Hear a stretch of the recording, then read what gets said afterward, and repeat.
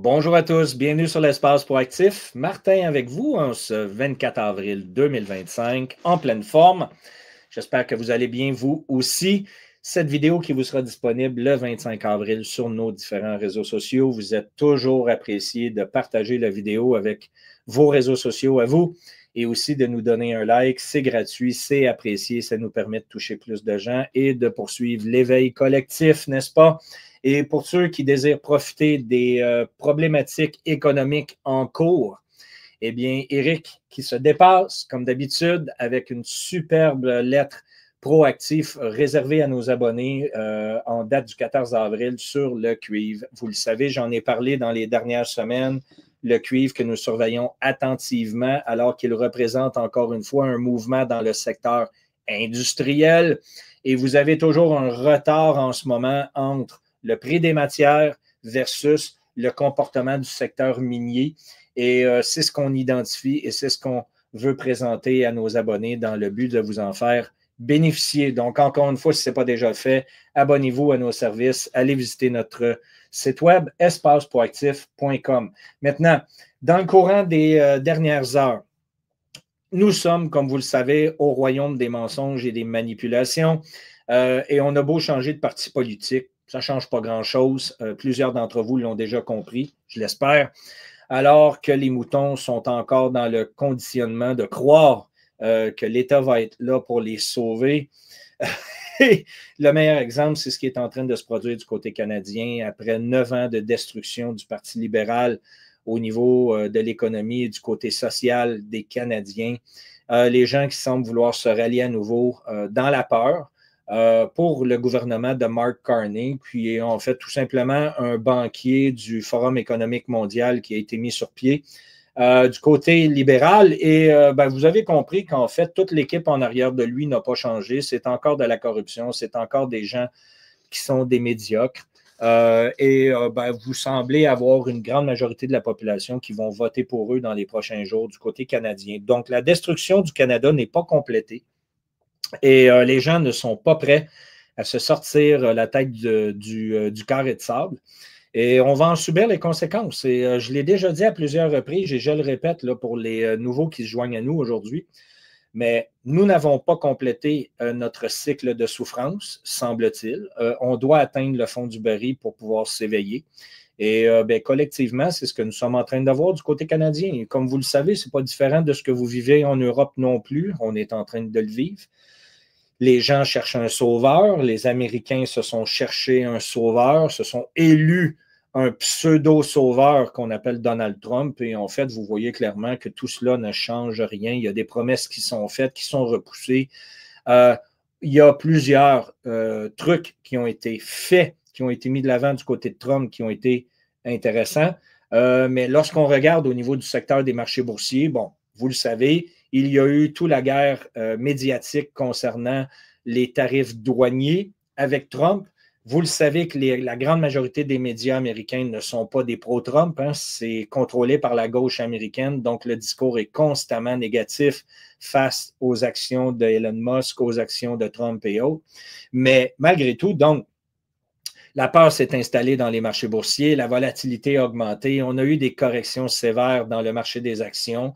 Encore une fois, tout ça est amplifié du fait que vous avez une énorme capitalisation d'investissement dans très, très peu de sociétés. Hein. J'en ai parlé dans les derniers mois. Et bien sûr que ça augmente le niveau de risque. Pendant ce temps-là, on continue de voir les banques centrales accumuler de l'or physique, de faire des mouvements, des déplacements de matière physique d'un endroit à l'autre. Les Américains qui ont repris la main depuis les dernières semaines avec énormément de livraisons d'or de leur côté. C'est très, très peu discuté dans les médias de masse. Encore une fois, tout ça est fait dans l'aveuglement complet ou volontaire de la majorité. Et bien sûr qu'encore une fois, les gens qui sont éveillés sont ceux qui vont en profiter le plus. Vous avez la capacité de voir ces tendances-là se produire avant que le commun des mortels soit impacté. Pour l'instant, le commun des mortels n'a toujours pas compris qu'est-ce qui se produit avec les alarmes qui clignotent au rouge, que l'or nous dit clairement qu'il y a des choses qui s'en viennent et le commun des mortels n'est toujours pas prêt à réagir. Je l'ai encore une fois vécu dans ma belle famille ce week-end. Impossible d'avoir une conversation d'adultes concernant la politique, l'économie et tous les autres problèmes sociaux dans lesquels nous vivons. Il faut que tout cela demeure dans le narratif, les matchs de hockey, du pain, des jeux, vous le savez. Bon, écoutez, si vous vivez la même chose que moi et que vous êtes désespéré, bien, je vous invite à laisser un commentaire dans la vidéo tout simplement et partager avec nous ce que vous vivez à l'interne parce que dans ma belle famille, comme dans ma famille directe, c'est pas très jojo. Mais bon, on continue de survivre dans ça. Nous sommes éveillés, on voit clairement ce qui s'en vient et on va continuer d'avancer, n'est-ce pas? Donc, en arrière de tout ça, intéressant de voir que d'un côté, vous avez depuis les derniers jours Trump qui circule l'information qu'il y a des négociations intensives avec la Chine. Et vous avez la Chine ce matin qui dit non, il n'y a aucune conversation qui a lieu. On n'a rien réglé du côté des tarifs douaniers avec les Américains. Donc, il y a des mensonges du côté de Trump, du côté de Scott Bessent, qui est son secrétaire au Trésor. Et on va avoir un impact dans les marchés réels lorsque la Banque centrale avec Jerome Powell vont décider de baisser les taux d'intérêt. C'est vraiment dans ces conditions-là où on commence à avoir des comportements de marché encore plus volatiles et encore plus négatifs. Et malgré tout, il faut comprendre qu'on continue l'impression monétaire à grande vitesse, n'est-ce pas, du côté là, des différentes banques centrales partout à travers le pays. Les pays, je devrais dire, avec un S. Et ça a un impact. Pourquoi? D'abord, si je regarde du côté de Bitcoin, vous avez compris que Bitcoin va en bénéficier.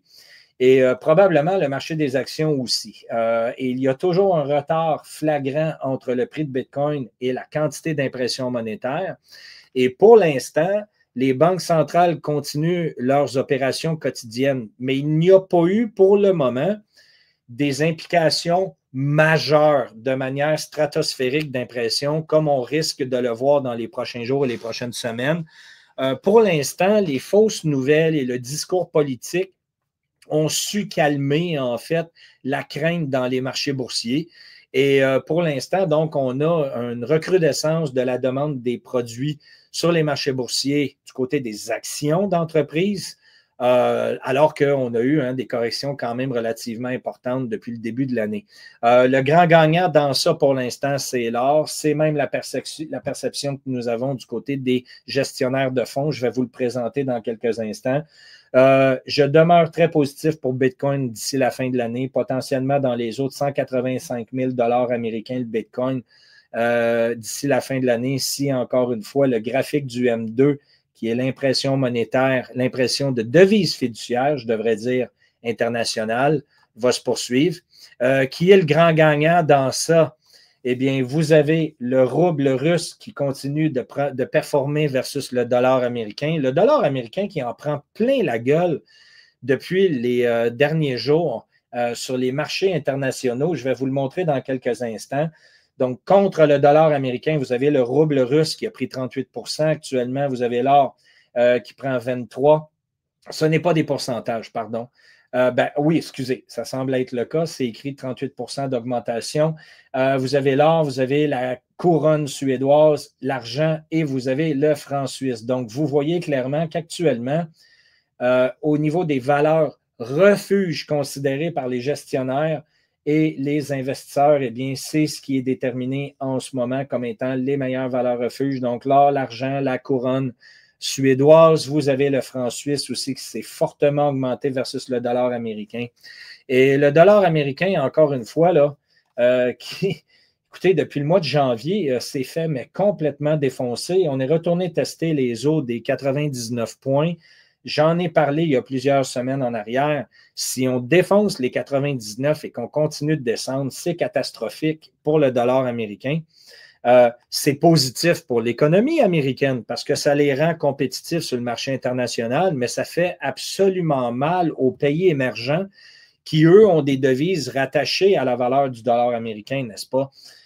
Donc, c'est de cette façon-là que les États-Unis ont exporté, en fait, leur dette vers les autres pays depuis plusieurs années, ayant le contrôle de la monnaie qui est la plus utilisée au niveau commercial. Chose certaine, je vous avais mentionné qu'une correction du dollar américain dans l'index était pour être très positif du côté de l'or et de l'argent. Eh bien, pas besoin de vous dire qu'on est en train de faire un mouvement très drastique du côté de l'or. Il y a toujours des délais du côté de l'argent, ce qui est tout à fait légitime. Vous le savez, on en a discuté à plusieurs reprises. L'argent qui explose généralement dans les derniers mouvements haussiers de l'or.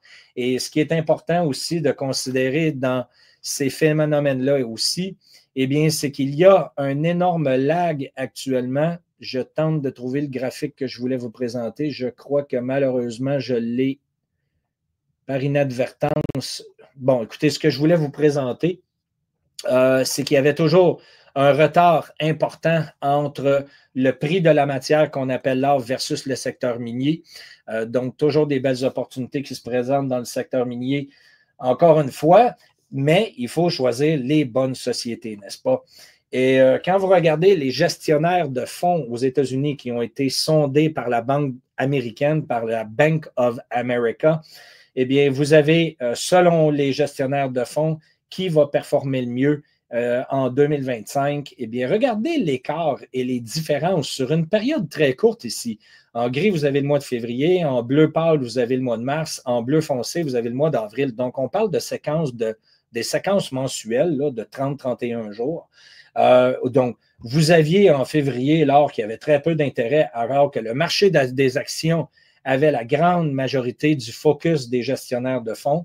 Et là, vous constatez que ce n'est plus le cas du tout du côté des actions pour les gestionnaires de fonds, alors que l'or prend énormément de force. Vous voyez que le cash aussi joue un rôle important actuellement. Même chose du côté des obligations. Donc, le sentiment actuel, lorsqu'on regarde ici le comportement des gestionnaires de fonds des 3 derniers mois, nous dit qu'il y a de la crainte, qu'il y a de la peur et qu'on veut se réfugier vers les valeurs refuges au lieu de réinvestir dans les aspects plus spéculatifs. Bitcoin qui n'a toujours pas d'intérêt du côté des gestionnaires de fonds ou très peu, ce qui est une excellente nouvelle pour moi en ce qui me concerne d'en acheter davantage. Je vous rappelle que je ne fais aucun conseil financier, je ne suis pas certifié pour l'être, je n'ai pas d'intérêt non plus à l'être. Tout ce que je fais, c'est d'émettre mon opinion et de la partager avec vous. Et encore une fois, je suis très ouvert aux commentaires. Si vous avez des commentaires à faire à ce niveau-là, profitez-en pour aller directement au bas de la vidéo d'aujourd'hui et permettez-vous de faire un commentaire sur le sujet. Autre point absolument délirant, eh bien, c'est la demande qui continue d'augmenter du côté de l'Europe et du Canada pour la dette américaine.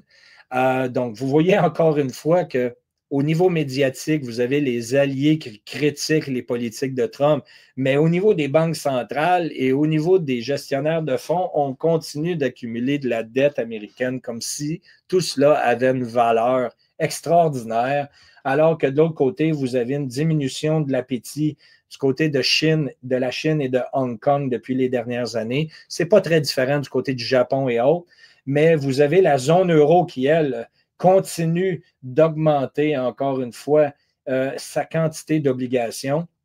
Vous avez exactement le même contexte qui se présente du côté du Canada ici avec une forte explosion de la demande en 2025, à défaut de vous rappeler que les Canadiens, au niveau du gouvernement, ne possèdent aucun or. Donc, à quel point nous sommes complètement dans la merde et attendez de voir encore une fois les répercussions de l'implosion du marché immobilier au Canada qui va être le dernier clou dans le cercueil de l'économie canadienne. C'est inévitable. Pour vous donner aussi en grandeur, regardez l'appétit de la France concernant les obligations américaines. C'est complètement débile. Autre petit graphique qui a attiré mon attention, c'est la séquence des événements qui a eu lieu en 2007-2008 lorsque nous avons eu la dernière crise, particulièrement du côté des États-Unis et des corrections de marché. Eh bien, tout cela a démarré lorsque la Fed, en bonne et due forme, a commencé à diminuer les taux d'intérêt dans un contexte d'économie en ralentissement. Donc, vous voyez clairement où on s'en va. Et en arrière de ça, vous allez avoir évidemment là, beaucoup de manipulations et de mensonges. Vous aviez évidemment Bear Stearns qui avait rempli la documentation et qui considérait faire faillite. Vous avez eu la Fed ensuite qui a dit non, non, non, rassurez-vous, la croissance est maintenue. On a la capacité de pouvoir mettre des munitions sur la table pour pouvoir continuer de défendre les marchés. Les marchés ont continué d'augmenter.